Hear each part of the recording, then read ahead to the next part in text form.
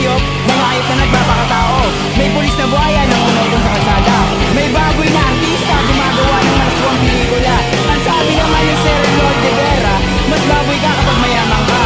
May buitring kaibigan, mabait kung may kailangan. May ahas na kaibigan pag wala ka ay nanggagapang. May ahas na kaibigan pag wala ka ay nanggagapang. May ahas na kaibigan pag wala ka ay nanggagapang. May ahas na kaibigan pag wala ka ay nanggagapang.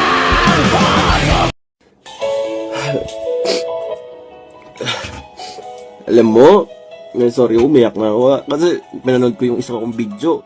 Yung ginawa ko kagabi kasi nakainom ako. Ngayon, hindi ako nakainom, pero naiyak talaga ako. Kasi miss ko na yung baby ko. Kasi sorry ha. Sorry talaga.